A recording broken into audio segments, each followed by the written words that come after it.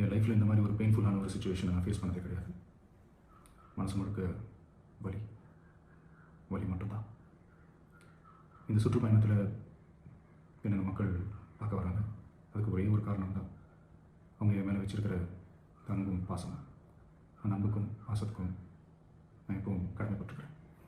அதனால தான் இந்த சுற்றுப்பயணத்தில் மற்ற எல்லா விஷயங்களையும் தாண்டி மக்களுடைய சேஃப்டி, அதில் எந்த காம்ப்ரமைஸும் பண்ணிடக்கூடாதுன்றதுக்காக தான் அது என் மனசில் ரொம்ப ஆழமாக இருக்கும் அந்த எண்ணம். அதனால தான் இந்த அரசியல் காரணங்கள் எல்லாத்தையும் தவிர்த்துட்டு ஒதுக்கி வச்சுட்டு மக்களுடைய சேஃப்டி மட்டும் மைண்டில் வச்சுக்கிட்டு அதுக்கான இடங்களை சூஸ் பண்ணுறது, அதுக்கான இடங்களை பார்த்து பெர்மிஷன் கேட்குறது, போலீஸ் டிபார்ட்மெண்ட்டில் அதை ரிக்வெஸ்ட் பண்ணி கேட்போம். ஆனால் நடக்கக்கூடாது நடந்துருச்சு. நான் மனுஷன் தானே. அந்த நேரத்தில் அத்தனை பேர் பாதிக்கப்பட்டு இருக்கும்போது எப்படி அந்த ஊரை விட்டுட்டு என்னால் கிளம்பி வர முடியும்? நான் திரும்ப அங்கே போகணும்னு இருந்துச்சுன்னா அதை ஒரு காரணம் காட்டி அங்கே வேறு சில பதட்டமான சுச்சுவேஷன்ஸ், வேறு சில சம்பாவிதங்கள் அந்த மாதிரி எதுவும் நடந்துடக்கூடாதுன்றதுக்காக தான் நான் அவாய்ட் பண்ணேன்.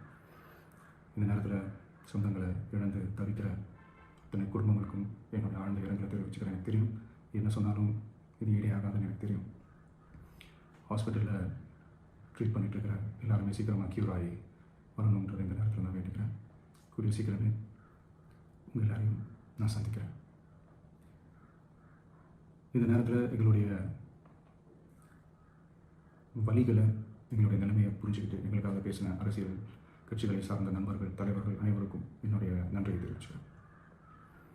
கிட்டத்தட்ட ஒரு 5 மாவட்டத்துக்கு பிரச்சாரத்துக்கு போனோம். இந்த மாதிரி எதுவுமே நடக்கலாம். ஆனால் கரூரில் மட்டும் ஏன் எப்படி நடக்குது? எப்படி நடக்குது?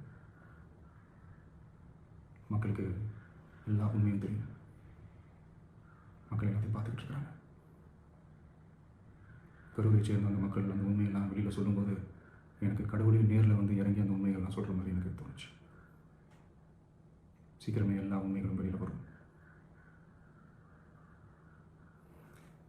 எங்களுக்கு தரப்பட்ட இடத்துல நாங்கள் போய் அந்த ஸ்பாட்டில் நின்று நாங்கள் பேசிட்டோம். அதை தாண்டி எந்த தவறும் எங்கள் சைடில் நாங்கள் எதுவும் செய்யலை. பட் இருந்தாலும் எங்கள் கட்சியை சேர்ந்த நிர்வாகிகள், தோழர்கள் மேலே எஃப்ஐஆர், அது மட்டும் இல்லை சோஷியல் மீடியாவை சேர்ந்த நண்பர்கள், தோழர்கள் அவங்க மேலே எஃப்ஐஆர்லாம் போட்டு பிடிச்சிட்ருக்காங்க. சிஎம் சார், உங்களுக்கு ஏதாவது இந்த பழி வாங்கணும் அப்படின்ற எண்ணம் ஏதாவது இருந்துச்சுன்னா என்ன வேணாலும் பண்ணுங்கள். அவங்க மேலே கை வைக்காதீங்க. நான் ஒன்று வீட்டில் இருப்பேன், இல்லை நான் ஆஃபீஸில் இருப்பேன். என்ன வேணாலும் செய்யுங்க. நண்பர்களே, தோழர்களே, நம்மளோட அரசியல் பயணம் இன்னும் ஸ்ட்ராங்காக, இன்னும்